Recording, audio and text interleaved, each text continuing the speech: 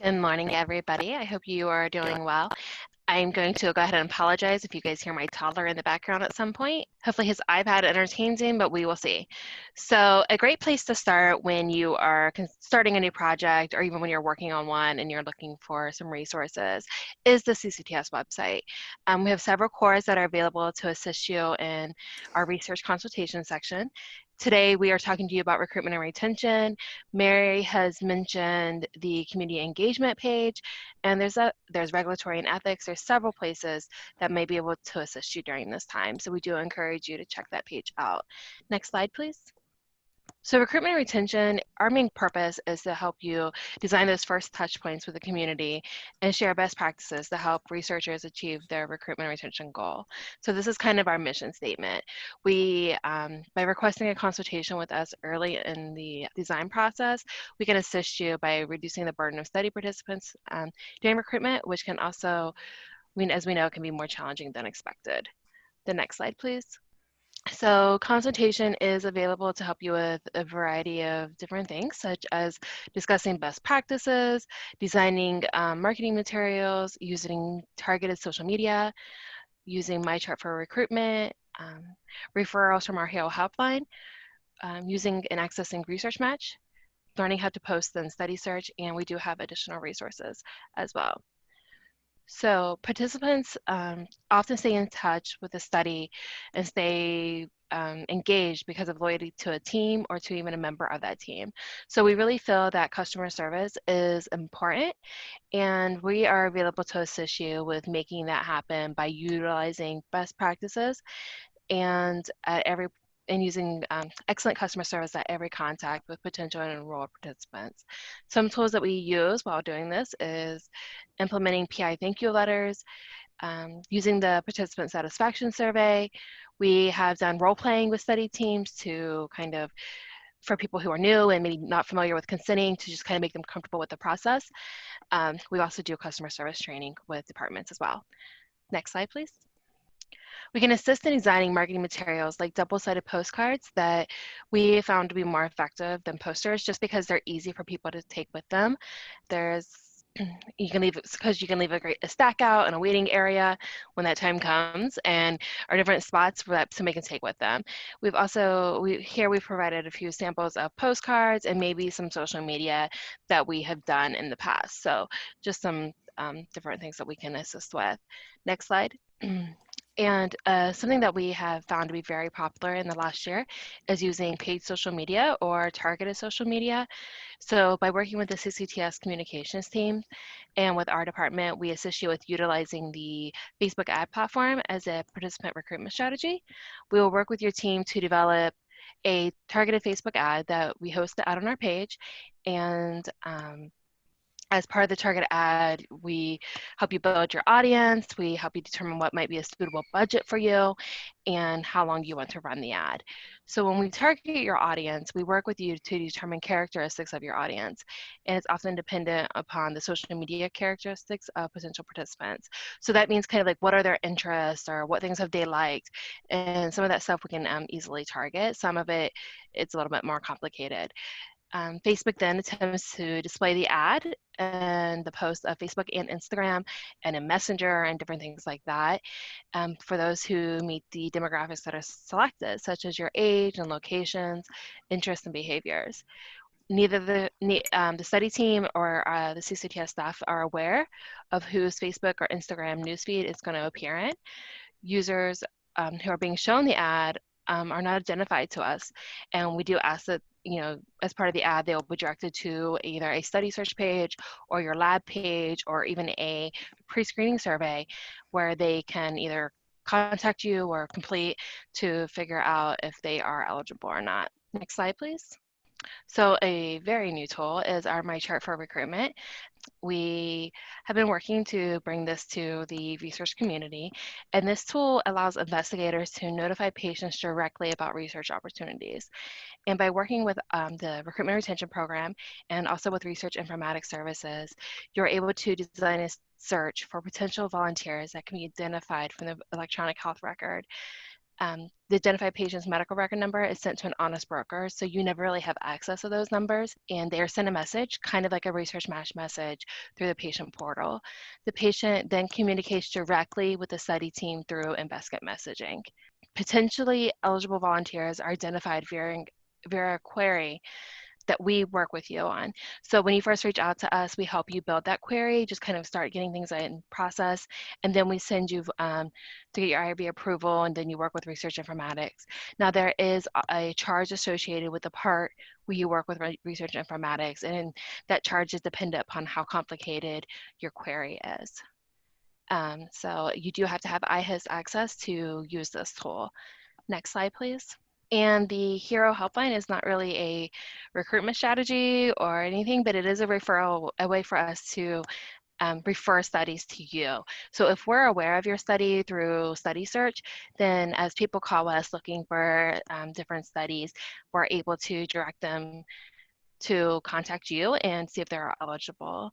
It's also great because we'll get a lot of calls about people who maybe need to talk to their coordinator about an appointment. So Mary will try to find those and connect them. We get probably about 20 calls a week when things are operating as normal. So it's just a great resource. And we always refer people to Research Match and Study Search to learn more about participating in research at OSU. Next slide, please. So a lot of people are familiar with Research Match, which is it's a secure NIH-sponsored volunteer registry. It's available to all research team members at OSU who are participating in health-related research. And that's something that they really want us to make sure all studies that are coming through that there is some kind of health-related focus. So when you register for Research Match, you automatically can do feasibility searches to see how many people might be there in Research Match who might meet your study needs.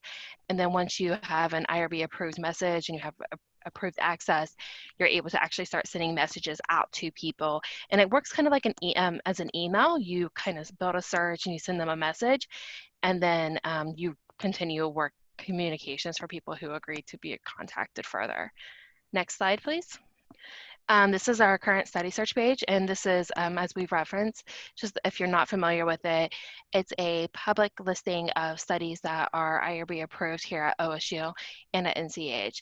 We typically get about 30,000 hits a year.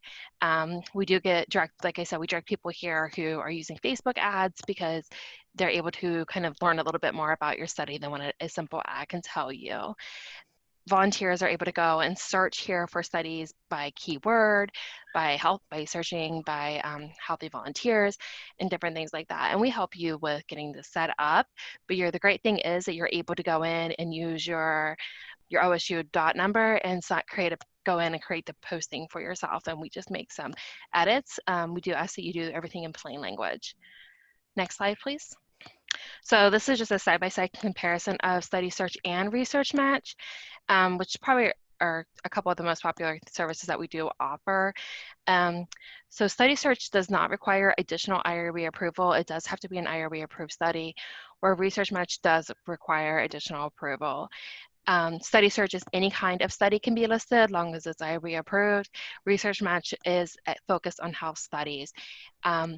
Study Search is just a listing, where Research Match is a registry of national registry for volunteers around the country. So these are just some different things. Both of them are managed by our office, and we are here to assist you with them. Next slide, please.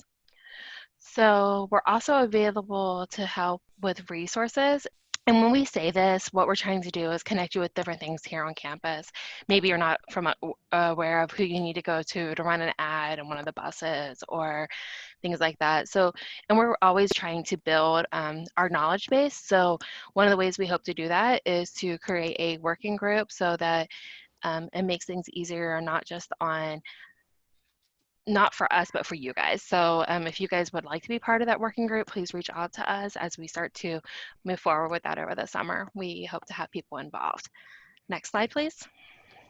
So we have several strategies to increase awareness of participating in research on campus, because that's another primary focus of recruitment and retention. So we work hard to have a presence. We have our study search. We're on MyChart, where you can learn about participating in research. We have postcards. We have Facebook and Twitter. We also have a page on the Wexner site talking about participating in research. So we feel that it's important. This coming fall, or hopefully this fall, we will be having a Participate in Research Week. So this is just something we really do believe in and creating awareness about. Next slide. So this fall, we launched our Recruitment Cafe series. Our next one is coming up at the end of the month. But what they do is an opportunity for us to kind of gather, and we ask for study teams to come in, maybe give a brief presentation about something that they've used or done that worked great for them. And then we have open discussions about the topic, and see if people are struggling or how we can help each other. And it's really just a way to leverage our collective knowledge and hopefully make recruitment a success for everybody here on campus. Next slide, please. As you might be aware, a lot of services offered through the CCTS are supplemented through our grant. There are some things that do have a charge, so this is just informing you how you need to acknowledge us, and there is information on the CCTS website about that as well. Next slide, please. And that's it for me. Karen? Thank you, Tiffany, and thank you, Mary. This is just some announcements as far as some upcoming dates. I've noticed that several have been having some issues with the Zoom room numbers, so I'm going to be working on that as far as trying to come up with a permanent room that all of the CRPTS training series will be through. So each month you will log into the same location rather than it changing. The other thing that is important to note is that you do need to register through Buckeye Learn for the certifications, because that is how they are generated. Let's see if we have any questions on our chat. No, it doesn't look like there are any, but if you do have questions, just go ahead and put them into the chat right now. One thing to really remember is that during this time where everybody is sequestered, and a lot of the studies have been put on temporary hold and are not moving forward as much.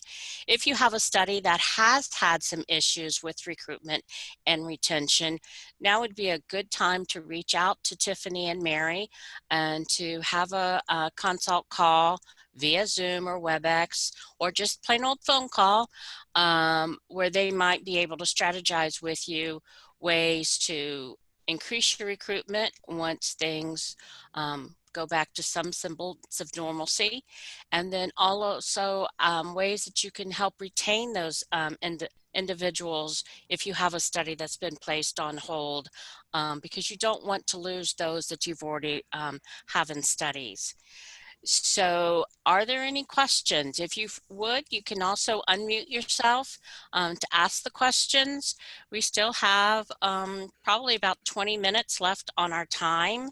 Again, these PowerPoint presentations by Mary and Tiffany will be sent out to all the participants that we have registered, and they will also be uploaded to MediaStat once the recordings are sent to audiovisual.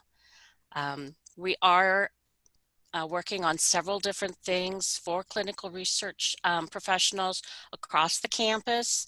One of them will be a special type of newsletter that will be part of the CCTS newsletter that's sent out monthly. So be looking for that. CR Connect is going to be the new source, hopefully, of all the information. And other than that, any last words, Mary or Tiffany, or any questions? If not, I thank you for joining us. Next month, I'm going to be presenting on consenting and assenting. As you know, that's a very important piece of clinical research. Probably for myself, one of the most important ethical considerations is when you consent your subject. And I'm also going to be working with Sandra Meadows of the CRRP to make sure that we have some information regarding the proper methods and things to consider when having to do consents via phone or telemedicine or however your options are at that time.